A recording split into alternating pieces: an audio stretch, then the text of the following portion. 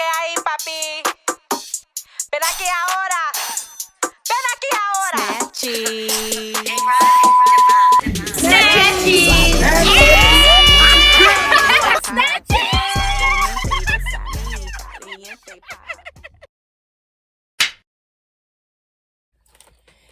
Welcome back to my channel, and this is Prison Talk with Baby Daddy Snatcher. I really just want to start this video with saying I appreciate all the love that I've got from this video, from the Prison Talk video. I didn't know, low-key, well, high-key, didn't know, like, y'all are so fucking sweet. Like, I don't know, it was just dope. Like, it was just so much like love I got from that first video. I don't know what I was expecting. I just thought I was gonna get more questions about like, oh, prison this and prison that. It was more so like people like caring about me. Not saying that I don't think no one cares about me, but that's just not what I thought was gonna be the response to my video, which is really dope, and I'm super appreciative of that. And I don't know when me posting these videos what I think what's gonna happen. I'm just telling my story because this is just like my life and my story that I've experienced. So I just didn't think none. I don't know. I'm just very thankful for everybody who showed me love and sent their love. Like y'all, I've gotten paragraphs from so many people, and I'm just like, oh, like legit, like that shit makes my heart like. So it's just like, it's dope. Like, I thank you. Thank you, and thank you, and thank you, and thank you, and thank you 1,000 fucking times. Like, I don't even know. Like, I wish I could hug all of y'all. Like, it's so dope. I appreciate it. And I also want to start with saying, I definitely ended off saying, like, you know, there was nobody there for me, but there was like 3 to 4 people that were there for me. I said that because the people that weren't there for me should have been there for me. That's what I was really referring to. But I just thought there was more people in my life than, and the people that was there for me wasn't there when I was doing the most, like spending all the money that I had, all my little drug money that I had, and it was there to take in all the greatness. Like, I want to definitely say thank you. Like, my one person who was there for me, I didn't even tell her I went to prison. I told, she's my friend's little sister, Brandon. I didn't even tell her I was getting locked up. I told her I got probation. I told certain people that I got probation only because I just didn't want nobody to worry about me. And I hate being a victim. I'm not a victim. I'm used to being a strong person and being able to battle everything, which I did battle it, but I just don't like no one feeling. I don't like being are you okay, Like, what can I do? There's nothing no one can do. There's nothing you can say. And I don't like people worried about me, because I feel like that's just too much of an emotion to be putting out for me. I felt like, so I just tell certain people, like, I got probation, I'm okay, like, I don't worry about it, like, the case is closed. But I really got sentenced to 3 years in prison. So I told my friend I was going to jail, but I didn't tell her little sister I was going to jail. I told her I had probation. So it's probably about maybe a month, not even a month or so, me into my bed, and she wrote me a letter. My friend didn't write me a letter, but my friend's little sister did, and she was just so, she felt bad. I'm just like, I only didn't tell you because, like, I look at her like a little sister. I'm just like, it's not your job to worry about me. It's my job to really worry about you, make sure you're okay, and make sure that you finish what you got going on in your life. So it's just like, I think by me protecting what I got going on in my life from other people was going to, you know, help them. But I don't know if I hurt them more, because I did that to my cousin too, who was locked up. I told him I got probation. He was mad at me. But I do that to protect them. But she kept in contact with me throughout my whole entire bed. So it's like, and she's someone I didn't even tell I got locked up, and she found out and found my information and got in contact with me. And that right there is just like, I will always love that little girl. Well, she's not little anymore. She's had a baby. She's married to her college sweetheart. So it's like, she's not even a little girl anymore. But to me, she will always be younger than me. So it don't matter what, she'll always be like a little girl to me. And I can't wait to meet her little son. She just had a baby. So she was there for me. And my little brother, that's like a whole nother story. He always kept in contact with me, emailed me. Like, emailing me was free. So he always emailed me. And the crazy thing with him is just like, I worried so much about him because my little brother had kidney failure. I don't feel like talking about this, but he had kidney failure, and my worst fear was coming home and not. I'm not gonna talk about that because I'm not gonna fucking cry. But my little brother's the dopest little brother ever. And I remember I showed y'all a picture of me in the visiting room. I was working, doing pictures. It was 3 years. I told him not to come and see me. I didn't want him to come and see me. He got really sick because he had kidney failure. And I was fucking losing my mind inside jail trying to figure out how do I find out if I'm a match so he could be a donor. Because there's no way that my brother has to suffer this much. And as I'm hearing from like stories that his health wasn't getting better, and it was just a lot of issues he was having. I don't know if anybody has any family members with kidney failure, but he was only 18 when he's supposed to go away to college, and next thing you know, he's not going to college. He got to do dialysis. He was just always just not well. And I get locked up, and his health was just declining terribly. So I'm in jail trying to figure out how do I get tested. Is there a way that I can get tested to see if I can give him my kidney, like something, because this is not going to happen. Thank God my eldest brother, my dad's side, because he's my brother, my dad's side, my little brother, my dad's side. He wanted to be in a match, and then he wanted to give him his kidney, and then everything is great. He's still doing great. But my last birthday, because I got out January 2nd, 2000 and when did I get out? January 15th, 2015. January 2nd, 2015. So my birthday is November 9th. So I was working that weekend of my birthday. And there's not that many black people in the fucking in the prison. So I know all the family members, friends, whoever's coming in. Like, I know everybody. So I see some black kid come in. I'm just looking like, oh, whose family member is this? I never seen this kid before. And he's trying to sign it. He's with some white kid. So I'm looking at him, but not really looking. I'm just still looking around. But I've noticed, like, I don't know this person. I'm like, who is he here to see? And then for some reason we locked eyes. I fucking lost it. First of all, I didn't recognize my brother because he had kidney failure and he got so skinny. He's always been like a kind of a chunky, not fat, but just always a solid athletic build type of person. He was so skinny and slim frame that I didn't recognize my own little brother. When I told you I lost it. He was behind the things where you got to sign for the visitors. So you come when the officer calls you over, you come to the table there, and then they check all your stuff out, whatever the case may be. He got to that table. You're supposed to wait till they sit down. I sat right next to the officer station. Oh my God, I got up and just hugged my brother. I had like the half of the fucking visiting room was crying. Bitch, when I tell you snot bubbles, I was like, I haven't seen my brother. I hadn't seen my brother in like 3 years at the time. And then to see him and to know that he had the kidney thing done, the transplant,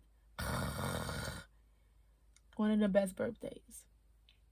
Because my worst fear was that I wasn't going to come home and see my brother. He was one of the people that was there for me. And then my other friend, more like my sister, Momo. It was crazy because me and I was friends in 8th grade. We've been friends for like most of our childhood or whatever.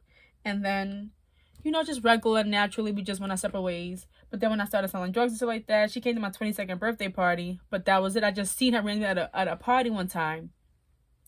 And I invited her to my party. And that was like the only thing we really like did in forever. Like, but anytime we seen each other, it was always like wild craziness. So I caught my case that my birthday's in November. I caught my case in March 28th, 2010. I didn't post it. Like I had social media, but I wasn't really on social media like that. So only way you knew about my situation is if you knew me or you know somebody who knows me, whatever it may be. So, and I caught my case upstate. I'm from Staten Island. So she lives in Staten Island, well, from Staten Island, whatever. And I just remember her messaging me on Facebook, like, yo, says, I heard what happened. I heard you caught a case. What a case? Are you okay? You good? Call me.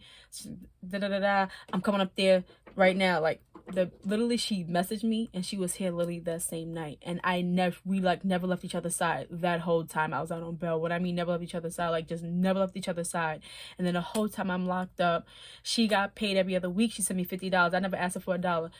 But before she got so yeah, so she got paid every time she got her paycheck, she gave me $50. If she missed the payment, she gave me $100. Never asked her for nothing. Never once. Always answered my phone calls, wrote me, sent me pictures, checked on my mother, everything. I don't care what we go. That's my sister for life. But when I was out on bail, she had twins that she lost, Ashton and Adrian, a boy and a girl. Literally, they was like the size of my in hand. She was probably like 6 months. She lost her 2 twins. So when I was locked up, she wound up getting pregnant again. When I found out she was pregnant, I told her, stop sending me no more. Don't send me no more money. That's a dub. You got the baby. I'm good. Don't even worry about me. And her baby shower came. I asked her, I'm like, yo, what you want for your baby shower? She was like, oh, I just want this giraffe. I'm doing a safari theme for the nursery. I said, a giraffe? I said, how much is a giraffe? I think the giraffe was like $100, $200. I said, what kind of fucking giraffe is this? So I bought her the little giraffe. I had my mother send me in her registry. I checked off everything else that I wanted to get her. Like $600 car seats, $400 baby carriers, OD wild. I wanted the bigger I was trying to get the bigger boxes. I can't be there, but my present's gonna be motherfucking felt. So when you locked up, you could send money out. So you have, but the max you can send is $250. I sent my mother at least like $1,200 home by all this shit. Probably more than that. I don't even remember. You was only able to send $250. I want to say $250 a week, some shit like that. Max out, something like that. I can't remember. Yeah, my mother went to the baby shower. I set that bitch on fire from the prison. Don't fucking play with me. I don't give a fuck if I'm in jail or not. Just know my presence gonna be felt. Shorty, make sure you was there for me. I will forever be there for you, regardless. And I cannot ever forget my mama. My mother wrote that bit out for me. And the worst part about it is that my oldest brother, I'm the youngest, and I have 2 older brothers. My oldest brother, he's been in jail, in and out of jail my whole life. I catch my case in 2010. I get out on bail. My brother my oldest brother was always locked up in Pennsylvania. I catch my case, but I'm a federal case, so I end up in Connecticut federal prison. My eldest brother, he comes home 2010. He's not even home, I don't think, the whole summer. He gets relocked back up. So he's in jail in Pennsylvania. While I'm out on bail, my other brother he was in North Carolina. From North Carolina, he ends up with some girl in Florida, catching a case out there, all the way in Florida. So he's in prison. My brother's in Florida doing a 5-year bid. I'm in Connecticut doing a 3-year bid. My oldest brother, my mother tried to lie to me. He told me my brother got 10 years. He really ended up with 20 years in Pennsylvania. So he's in prison in Pennsylvania for 20 years. My mother is the realest bitch alive. Not calling me to call her a bitch, but she made sure all her kids was good. And it sucks because I remember getting a sentence like, damn. My whole life, I've had a job. I've had a job since I was 12. And before I was 12, getting money. I was braiding hair. I was doing some type of motherfucking hustle to make some motherfucking money. Delivering newspapers in the fucking projects. Like, I was going to make some fucking money one way or the other. Packing groceries at A&P, Western Beef. But once I was able to get a legal job, I worked at McDonald's. And then when I got my GED at 6:17, so I was working 2 full-time jobs. When I mean food, I would go to sleep at one job, wake up, go to my next job. From Sunday to Thursday, I was working nonstop. Like, I always had a job, and I always try to make sure, like, I made sure I was the first. Even though I got my GED, I made sure I had my diploma. Because, I just see my mother work so fucking hard to make sure we was always good. So I just always want to make her proud no matter what it is that I'm doing. I know she was pissed when she found out I was selling drugs, but I did what I did, and I tried to, and she wouldn't even take shit from me. She wouldn't even take no money from me. I used to get like so much food stamps from, like, because you sell drugs, you get food stamps. I just have to leave mad groceries on her doorstep, like $400 worth of groceries just on her porch. Like, I'll just leave. It's like, if she don't take it, then I guess the rats in the roads are going to get it, because I'm not, like, not that she needed it, but like, she wouldn't take my money. Like, what else can I do? So I should leave mad food on her fucking porch, hoping she would take it. I never even asked if she, clearly pretty sure she took it, but she wasn't. There was one point she wasn't even talking to me when she found out. So it was just like, it was hard. But like, once I got sentenced, I just felt like such a failure. I felt like such a failure. And I remember talking to my Aunt Chi-Chi, God rest her soul. It's been a year since my Aunt Chi-Chi passed. But I remember she was like, because I was just like, I'm just so embarrassed. Like, even though I sold drugs, I mean, I wasn't embarrassed to sell drugs. I was more embarrassed that I got caught and went to, and is fighting a case. Like, that's just, and it's just like such an ugly mark, especially with the feds. It's just so broadcasted. Like, it's just easily, you could, like, I didn't even know I was even Googleable till I got fired from a job. And it's like, oh, we Googled you and we see that you, I'm just like, you Googled me, but you did a background check. I'm not convicted yet. What you mean you Googled me? Like, I just felt so, I felt really black. I am definitely 100% black, but like, I really felt like, now I get pulled over and the cops is asking me about my case. And I'm just like, it's just like, I just never had that, like, that energy about me. Like, I just never, it was just a different world. When you catch a case and you're not used to that lifestyle, you're not used to being a criminal, it's a different world. Like, you transfer over to a whole nother entity of life. Let's put it that way. But I remember my Aunt Chi-Chi telling me, fuck them, fuck that. That ain't got nothing to do with you, who you are as a person. You are still you, and who you are, and who you always will be. Who gives a fuck what anybody thinks about you? That don't define who you are. I just remember her going off. And low-key, like, I didn't even tell my dad. I told my dad, like, a week before I already got sentenced and everything. Like, I've been fighting this for 2 years. I didn't tell him nothing. Until like 2 weeks before I was getting, turning myself in. He asked me what I'm going to do with my car. I was like, what car? He said, the car you drive. I'm like, yeah, I'm going to leave my mom's house. Where would I put it? My father lives in Washington Heights. He don't got, like, driveway. He don't got nowhere to put my car. Or, like, what would you need my car for? And he's like, oh, well, you gave your mother a car. I sure did. She carried me in her fucking vagina for fucking 10 months and pushed me out and raised me for the past 24 years. So why would I would give her 10 cars and 10 houses if I wanted to. No offense, no shade to my dad. But, like, yeah, no, my mother deserves everything, and she's gonna get the keys to this car that I have right now. I'm just like, I tell you I'm going to prison and you ask me about a car. He ain't never bought me a car. He barely bought me shoes and clothes. Again, no shade. He was always in my life. But that just sounded so entitled to me. I didn't like that energy. I was just like, yeah, okay, well, I'm about to go to prison, but you have a great day, sir. Like, I'll never forget that. I wonder if he remembered that. He probably don't remember that. He asked me that. Yeah, that kind of pissed me off. And it's just, but that's the type of energy people would give to me when, at that time, like, now. But before I got locked up, I was getting really nasty with people. Because people just randomly asked me for $200 to $300, $400, and it's just like, I started saying no, and my no I started getting a response that I was just like, I didn't think I deserved it, because I can tell you no, and you shouldn't feel away if I told you no. I really don't. It was becoming that people around me was feeling very entitled to my money. I had a friend even tell me, like, why don't you ask your man for the money? I didn't say I didn't have the money. I said, I'm not giving it to you. So how dare you ask me? That's the nigga that I'm sitting on. You want me? That's the nigga I'm sitting on to give. You ask the nigga that you sitting on. Like, I just thought that was crazy. I wouldn't talk to someone I consider a friend in that way. Especially, it's not like you needed to pay your rent. You just wanted money. It wasn't for a life and death situation. You just wanted my money. Crazy. But that's that. The people that was there for me, my little brother, my friend's little sister, my sis Mumu, and my mother. And I vowed to never put my mother through that ever again. And that's why I'm going so fucking hard to make sure I try to do everything that I can to make sure she's good for the rest of her life. And I ain't succeed at that yet, but soon come. But I just wanted to say that because everybody felt bad about no one being there for me. I mean, no one was the people that should have been. But, yeah. Okay, now we can go into the actual prison talk. So,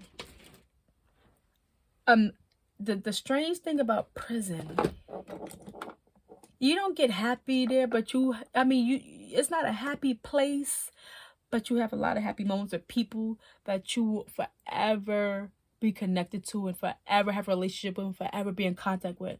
Like, I've literally met family members in there. I remember the first time I seen this one lady. As soon as I seen her, she just gave me, like, she was like my aunt. I can't explain it, but like, I just seen her. I was like, she just like, it was weird how I felt a connection to her as soon as I seen her. I never had a conversation with her, I never spoke to her, never nothing. I just seen her walking down the hallway, and I remember sitting on the thing waiting to go to eat. And I seen her, I was like, I just love her. Like, you ever ran into someone and you're just like, I love you. Like, I love you. Like, who are you? Like, we're friends forever. So, I don't know, it was weird. But her name was Mrs. Sykes. I love Mrs. Sykes. It's fucking crazy how, like, she just, like, I just felt like I was like her niece right away. She was an older lady. She was probably like late 40s. Met her whole family, 2 sons, her daughter, her husband. I'll never forget the time hearing her scream on that motherfucking phone. Her husband passed away. And the crazy thing was, because I work in the visiting room, and he came into the visiting room, he knows me. He knew me. He knew my name. And the crazy thing is, he introduced me to his son. I already been introduced to his son. But I could just tell there was something wrong. Like, his skin just looked gray. I can't explain it. He looked sick. I would say he looked sick. I didn't know what was wrong, but he looked sick. And he came into me. He's like, hey, Goody. I almost didn't make it up here today. I wasn't feeling too good. And he told me he wasn't feeling too good. I just hate this fucking story. And he brought his son over. He's like, oh, yeah, this is, he just said my name, and then he forgot my name. And he knows my name. He knows my name. And he forgot my name as he tried to introduce me to a son that I already met. So it was already weird. I just thought like he was just sick, because he clearly was fucking sick. Mrs. Sykes come out. They visit. I just knew he wasn't okay. It was just so crazy. Like, I want to say it was that same week that he fucking passed. And I remember her being on the phone and just hearing someone screaming. Like, that's your worst fucking fear, is to lose a family member while you're in prison. Like, I'm very thankful and very blessed that I didn't have to endure that type of pain. But top 5, that was my worst fear, and I thought my brother was gonna be that person. I was so fucking scared. Like, I didn't even want my mother coming up there to see me, because I was scared, like, if she got into a car accident, something happened, that it would be on me. Because I'm like, you come up here to see me, this is my fault. I made this decision. I'm the reason why I'm here. This is not your fault. You shouldn't have to be worried about me because I am in prison. That is not your place. Even though I am your child, that's just not your place. Like, you should be living your life. Your life should not stop because I'm in prison. And then if something happens to you on your way here, I would feel so responsible, and I would hate myself. So it was just like, I didn't even like visits. I hated visits. They gave me anxiety. But that day when Mrs. Sykes got off that phone and was screaming, and thank God the president gave her a furlough so she was able to go say her goodbyes to her husband. But that was the craziest shit. And 2020, I got a call that she passed away from COVID. Oh my God.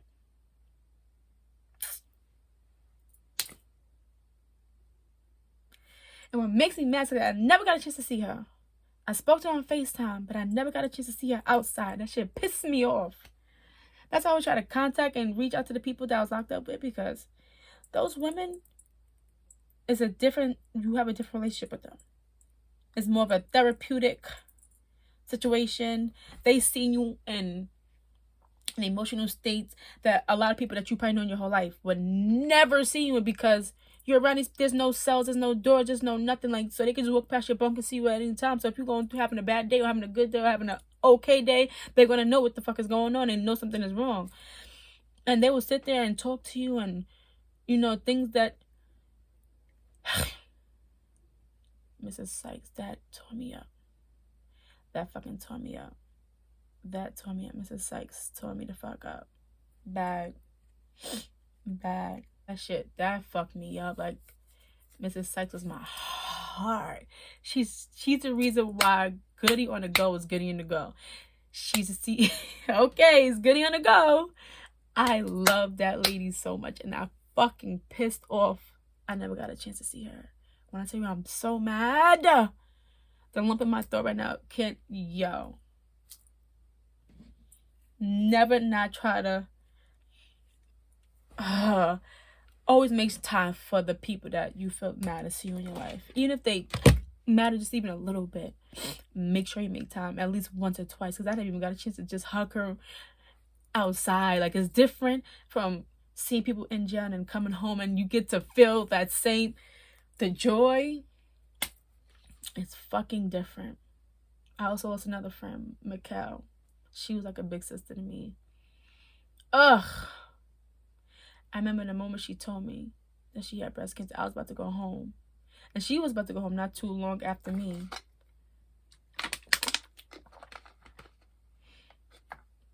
I remember her sitting there knitting and crocheting. I'm like, what's wrong? What? Like, I could feel like something was wrong. I could just feel that she was just so down and so sad. I'm like, well, what's wrong? Like, are you okay? Like, what's wrong? Like, and I know she had went out to a med call, like, out off the campus, like, off the prison facility. So I'm just like, what happened? Like, are you okay? And that's what she told me. Like, she had breast cancer. And she was like late 30s. I didn't see her when she came home either. I'm fucking mad. We spoke on social media. I never got in contact with her to go see her. And then one day I seen somebody post a RIP post to her, and we spoke, and she's not like her. So strong, such a strong, beautiful fucking soul. I love her so much, Mikkel. I'm so mad I didn't get the chance to see her either. And she left behind 2 little boys. It just like, you do all of that time. But I think she did about 5 years, and so did Miss Sykes. Mrs. Sykes did about 5 years. You do all that time to come home. Wasn't even home 5 years and just gone. Like, that shit hurts, bro. I don't.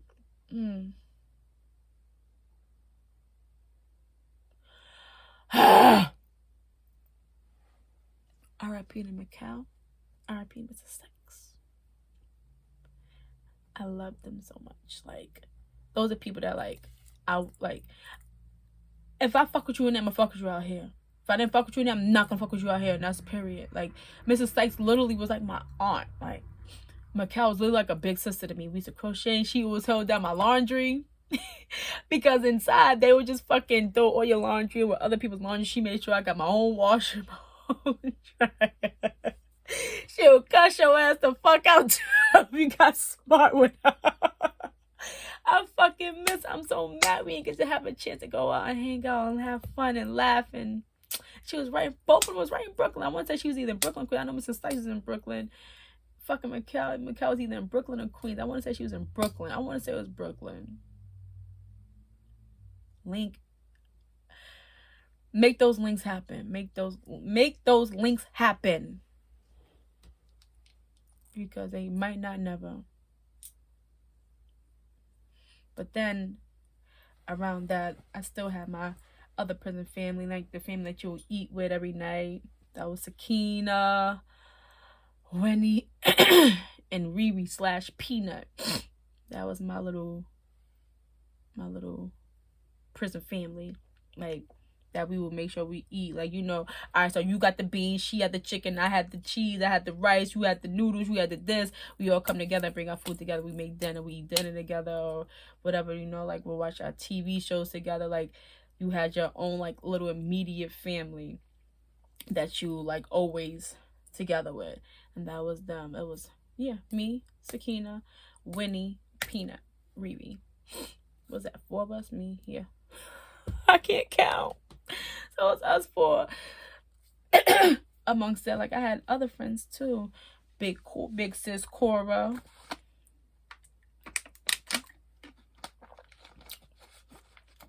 I am thirsty as hell. I'm trying to get the tears out of my mouth. I had that big ass lump in my fucking throat. Trying to wash that shit away.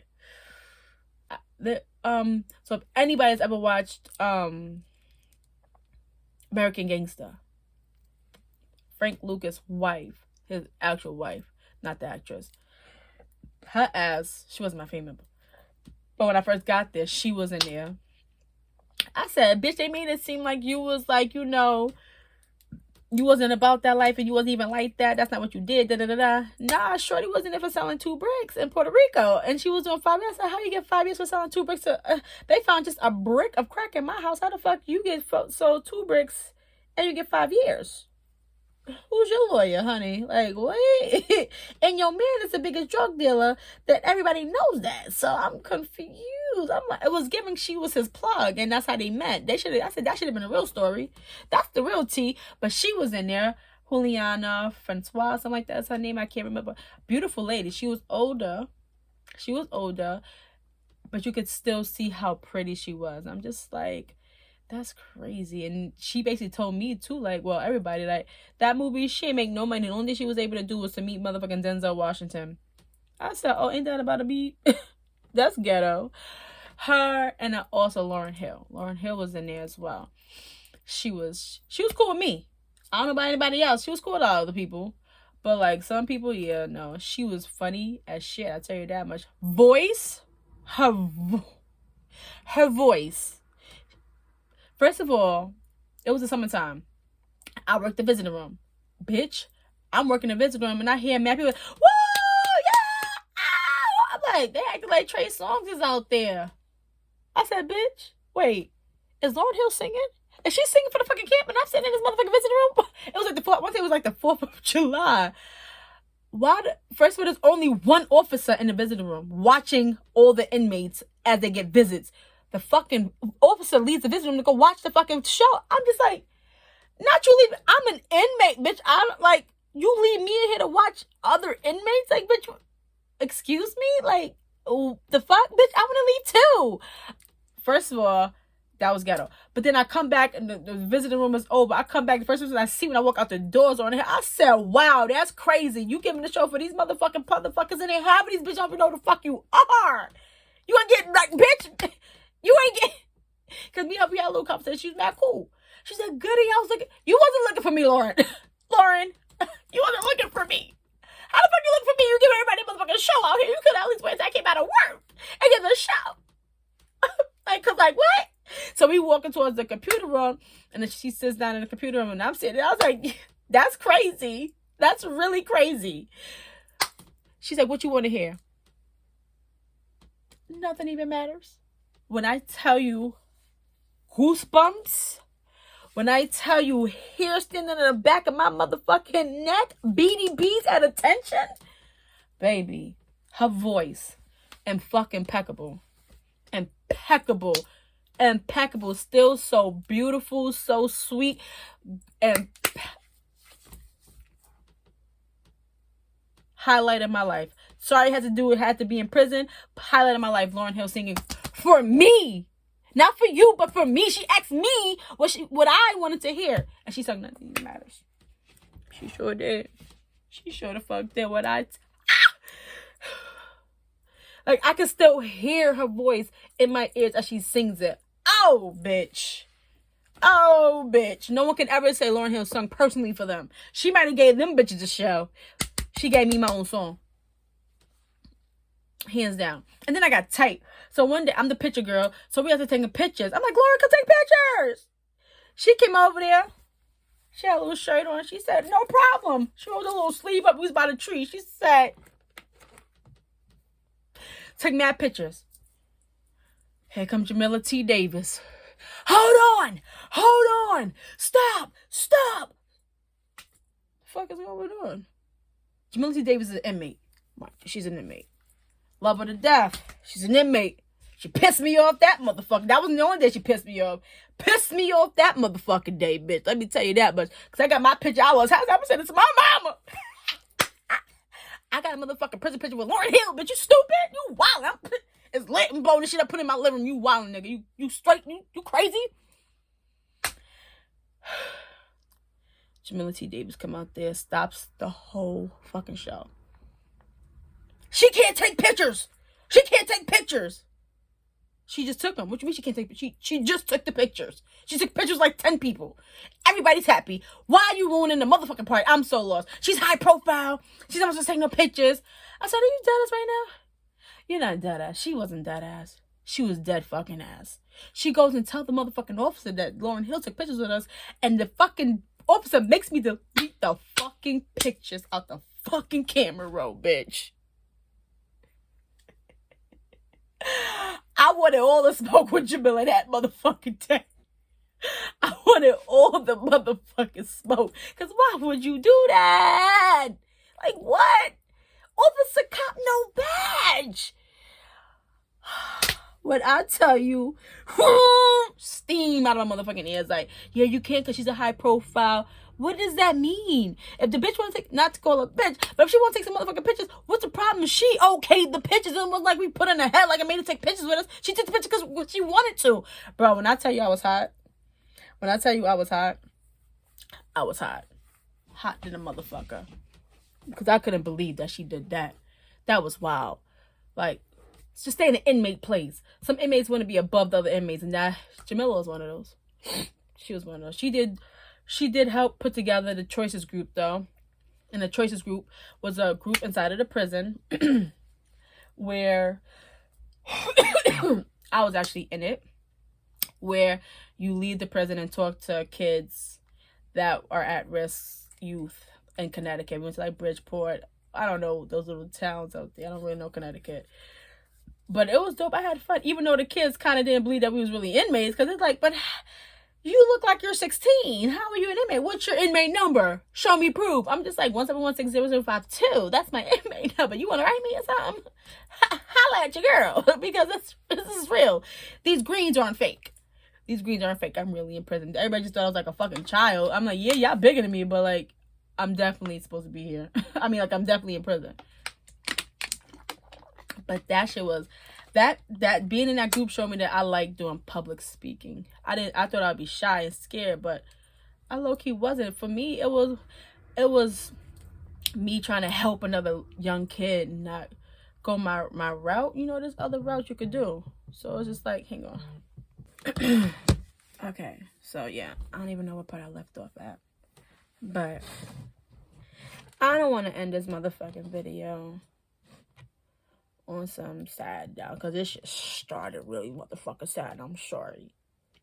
I didn't even expect all of that. I don't even like getting fucking fake emotion for you motherfuckers, for nobody. But one thing I would tell you that's acceptable in prison, that's not acceptable in the streets though. Hand-me-downs, bitch.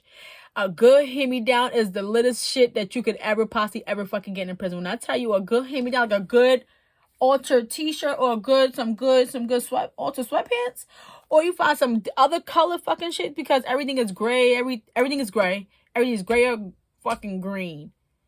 So if you find some bitch, like I came up with some motherfucking white sweats, and that was at the end of my motherfucking bitch. I saved these shits for the birthday fit. You know what I'm saying? Because I really thought I was killing them in this look. This look right here, I was killing them.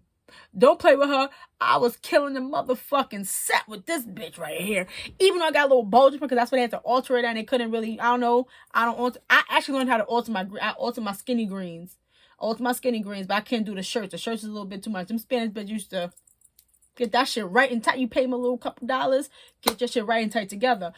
Bitch, when I tell you hand-me-downs are acceptable, when you leave, niggas is on your heels for what's in your motherfucking locker. Your old raggedy ass sneakers and your boat shoes and your t-shirts and whatever little compartment things you have stuck on side of your motherfucking lockers. Like, it be the littlest, dumbest shit that people be trying to get their motherfucking hands on you leave. But nah, when I left, I gave all my shit to my immediate family. You know what I'm saying? Or whoever else that, you know.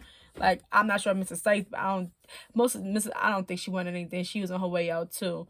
But, like, some people like that, like, other people that was close to me, you know. But, like, I wanted to give up myself to my sis. Like, some people sell this stuff. People who was going home and they have nothing, they was selling their stuff.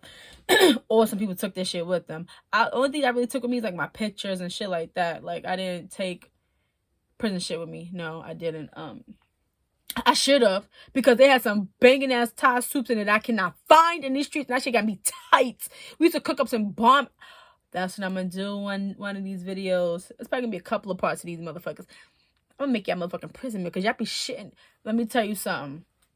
Cause chef it up in that motherfucking microwave. I made the best chicken fried motherfucking rice in the motherfucking microwave. When I tell you the best fried rice you've ever had, fuck number one kitchen, fuck the Chinese dragon, my nigga. Right here. Yeah. Best hands down fucking fried rice you ever had. The mackerel patty, I'm gonna say salmon patties. mackerel patties. Bitch, and only in prison can you eat expired food and not motherfucking die. When I tell you don't die from shit that was 2 years old, bitch will keep a motherfucking candy bar for 2 years just flexing them on a night when you watch Love and Hip Hop and you know everybody's gonna be there. So you gotta flex that you pull out this little Butterfinger that's fucking white. It's so old. The chocolate's motherfucking white. But you just wanna flex on niggas like, yeah, look what I got. Like, we get real childish in prison. One thing about prison, we get childish in the motherfucker. Literally hold on to something for so long until you fucking I don't know how I didn't die.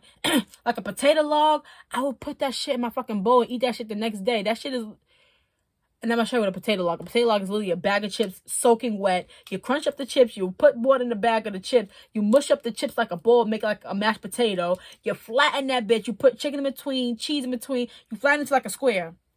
You flatten it to like a square, so then you put the chicken, the cheese, you might put a pepperoni in there. I should put even cup soup in that shit. Oh, this shit sounds nasty to y'all, but when I tell you this shit used to fucking bump. I remember the first time I seen him when I first got locked up, I seen him making that shit. I said, I'm gonna die in here. I thought I was gonna fucking die and disintegrate. Like, bitch, what am I gonna eat? I can't eat this shit. That bitch just fucking put water in chips. I swore I was going to fucking die. Because there's no way I'm going to eat something that, bro, you just crunch up chips, put a little pack of Sazone in it, then you put the hot water in it, and you smush. Bro, this is it for me. Potato logs go the fuck off. When I tell you go off, baby, you're welcome. Wait till I make that for y'all. You're welcome. Follow the recipe when I do it to the T, and you're welcome. Baby, my mackerel patties was top tier. But my good sis Winnie, she's Jamaican. She used to make the best motherfucker. She used to make the dumplings and the curry chicken. I remember literally waking up and smelling her making it on a Saturday, because Saturday was a movie day.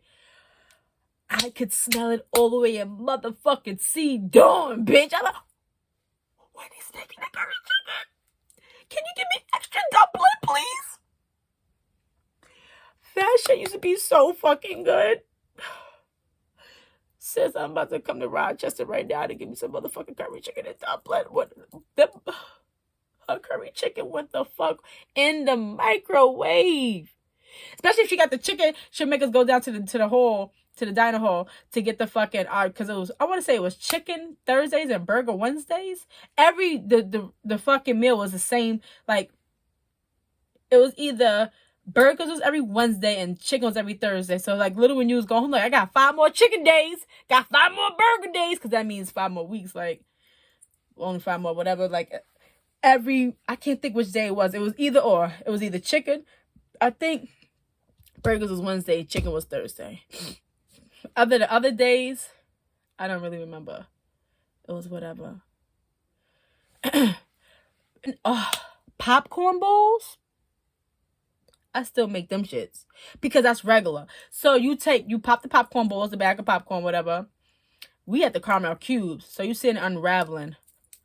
Like fucking, and the little, like, you could probably get the little $2 for $1. I don't know how much it costs now. Like the $2 for $1 pack of candies, little caramel cubes, unraveling like 4 or 5 packs of those. Bitch, irritated. You get mad butter, creamer, fluff. I would put like a little Snickers bar or like a cookies and cream bar in it. You melt that, and it turns into like a roux. So you get a garbage bag. You pour the popcorn into the garbage bag, and then you pour the caramel, the fluff, all that mix. Fucking so yummy. You pour that, I'm a sweet bitch. You pour that shit into the bag, and you just roll the popcorn and the caramel in, so it's all in like a garbage bag, big ass garbage bag. Roll it all together.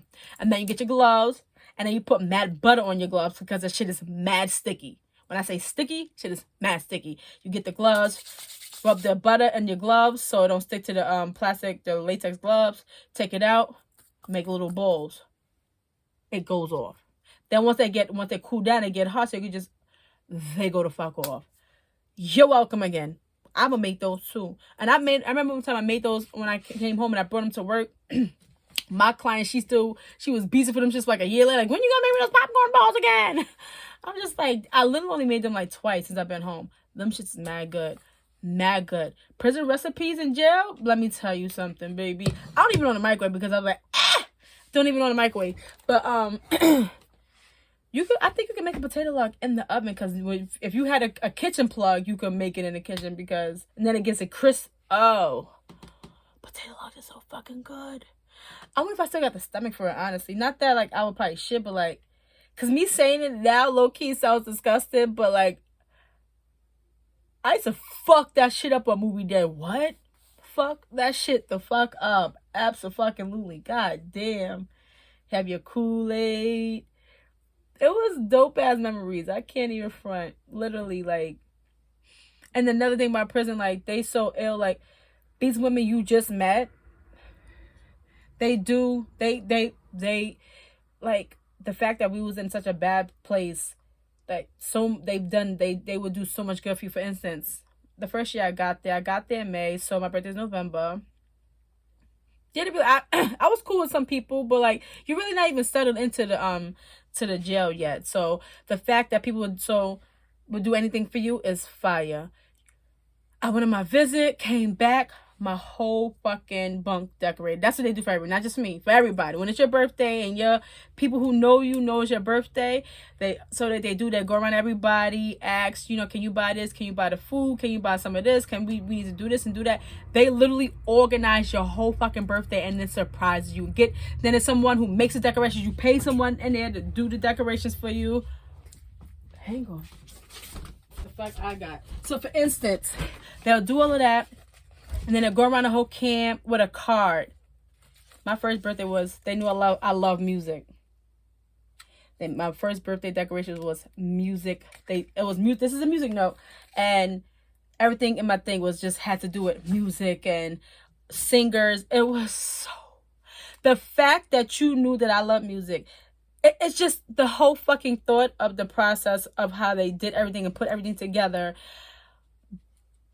I was crying a fucking river. But then they go around the whole camp and ask everybody in the camp to sign your birthday card. Bitch, when I tell you the love you get in prison from the people in prison, I will never forget you bitches. I love you bitches so fucking much. This is just my first birthday. I can't find my decoration my other birthday. My second birthday in jail, like, literally from front to back, filled with messages from people in fucking prison. Oh my God. Happy birthday, boo. Hope you enjoy this day and looking forward to many more out there. Much love. Happy birthday, little sweetie. I hope you have a good day. Her handwriting is so pretty I can't even read it. Happy birthday. Sorry it's here. God bless you and always yours. Who is that? Buko! Happy birthday. Hope you have all you wish for despite the location. When I tell you, like, the fucking love you get in prison is top tier, because, like, your friends in the street is not doing this for you. And then have a whole party, have a dinner plan for you. They give you gifts. Like, and the gifts might be a towel, because you might need a towel, a new wash rag, or like some deodorant or a toothbrush or some socks. If your friends get you sneakers, that's your bitch. You know what I'm saying? Because that's a lot of money in motherfucking prison. Bitch. This is just so... So my second birthday, they decorated my thing. They knew I love strip clubs. These bitches took the tissue, the inside of the tissue carton, the thing, the tissue roll that holds the tissue on it, took those, stacked them up, took chip bags, up inside out, put it around a thing, made a stripper pole. Bitch had strippers dancing upside down on a thing. Bitch, when I tell you the thought that goes into the process for your birthday in prison is top fucking tier, and the whole can't be lit for you for your birthday. Bitch, what? I can't even get bitches coming to my motherfucking birthday in the streets. Yet I had basically the whole camp lit for my birthday. Baby, I will never forget my birthdays in Danbury FPC. Unfortunately, they was in fucking prison. But I will never forget the love y'all showed me on my motherfucking birthday, because I never received that much love in my entire fucking life. Like, legit. I think there's a lot of women in jail that felt that way, like, yo, I never even had this much love in the streets. Like, I come to jail and I barely know you bitches, and y'all, like, for me, you be saying, like, for me, like, y'all did this for me. Like, you feel so fucking special and so loved and cared for. That shit is, like, look at this. Like, I would never... I have more of my birthday decorations. I don't know where the fuck I put them at. I wish I could find my other card. But my last birthday, and I was like, bruh, we're not doing this. We're not doing this. I took some cute pictures. I post. That's me with all the white feeling godly. It'd be the captions because I sent my pictures home to my mother and I used to tell her like post them, but she never really did. That's cool, whatever. But it was the captions behind the pictures for me. I was like wearing all white, feeling godly. Bitch, if I go sit the fuck down, like please respectfully go sit the fuck down. What are you talking about? This is somebody else. First of all, you got on someone else's sweatpants, thinking you cute. Bitch, what? Proudly wearing another bitch mouth. At first she'd be like, can't do that. Sorry. Not for me.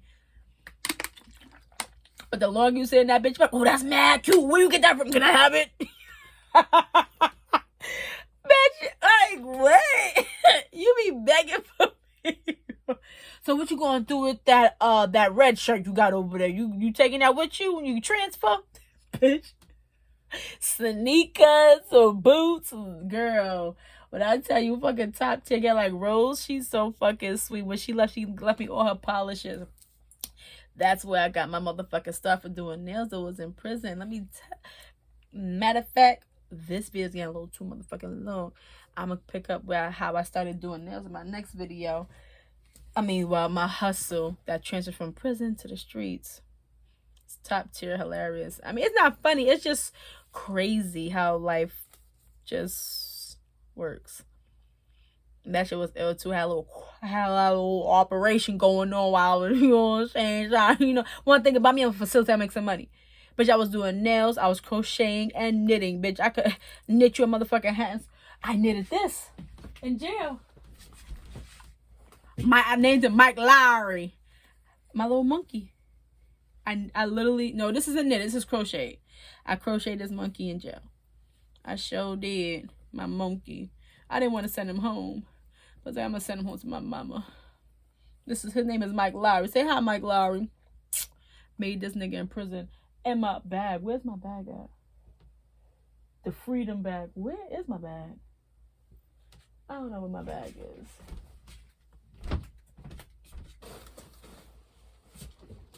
Chill. Oh, it's over there. I'm not gonna grab that. But yeah, I can knit you a hat. I like knitted hats and knitted scarves better than crochet. Like crocheting is easier because you can freestyle do it. Knitting is very technical and difficult. But he was a crochet baby. But yeah, say hi, Mike. He got a little blue mohawk. The old ladies, everybody should buy that motherfucking yarn the fuck out, baby. That's one thing about it. That yarn gonna be sold out. Where is my little hooks and my needles? My crochet hooks and my knit needles. But yeah, prison is a weird place. Prison's a weird place, but yeah, I sell blankets for like $45. My first hustle was doing hair. Naturally, I just braid. I like someone needed their hair braided, and I braided the fucking hair. Next thing you know, it was like a line on my motherfucking bunk. I'm like, I did not come here to do this, child. But I did it for a little while. But then one time I was sleeping. I can't think of who the fuck was it. I was knocked the fuck out. Someone on my bunk. Yo, you supposed to be doing my hair. I know you are motherfucking lying. If you get the fuck away from my bunk, I know you saw me sleeping, bro. Like, I wish I could think of who. I just looked at them with the like, yeah, no, I'm asleep. We're not, no. That was it for me. That was, come on, you braid really good. That's it for me. And then that's when I started crocheting and knitting. And then that's when I got into doing nails.